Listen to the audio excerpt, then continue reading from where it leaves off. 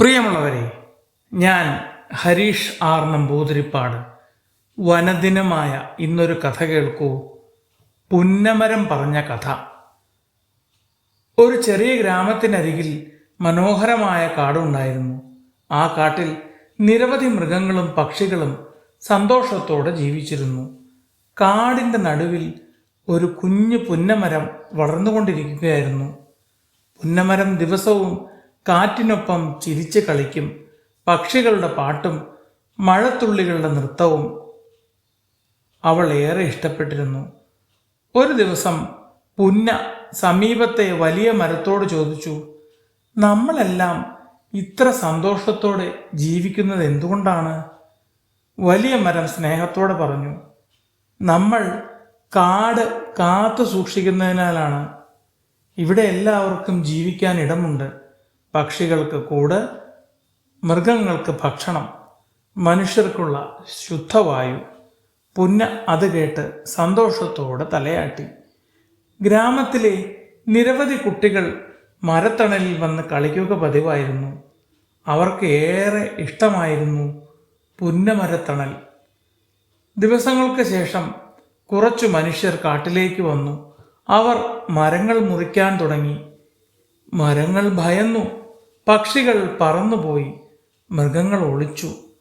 പുന്ന കരഞ്ഞു, എന്തുകൊണ്ടാണ് ഇവർ നമ്മുടെ കാട് നശിപ്പിക്കുന്നത്? ആ സമയത്ത് പതിവ് പോലെ കളിക്കാനെത്തിയ കുട്ടികൾ ഈ കാഴ്ച കണ്ട് വിഷമിച്ചു.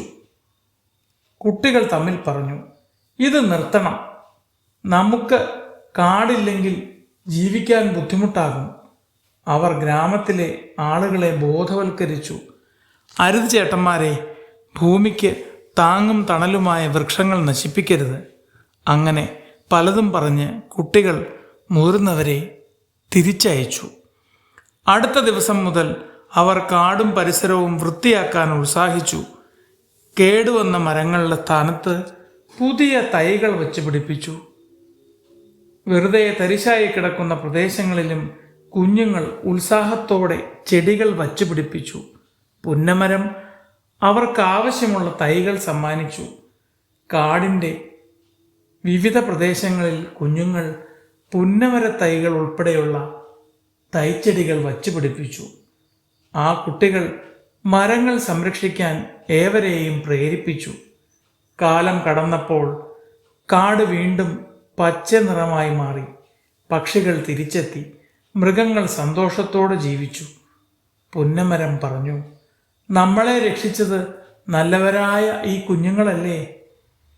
വലിയ മരം ചിരിച്ചുകൊണ്ട് പറഞ്ഞു, അതെ, പ്രകൃതിയെ സ്നേഹിക്കുന്ന ഇത്തരം കുട്ടികളാണ് യഥാർത്ഥ രക്ഷകർ. വനം സംരക്ഷിക്കുക എന്നത് ജീവിതം സംരക്ഷിക്കുന്നത് പോലെയാണെന്ന് തിരിച്ചറിഞ്ഞ കുഞ്ഞുങ്ങൾ മുതിർന്നവരെയും ആ പാഠം പഠിപ്പിച്ചു.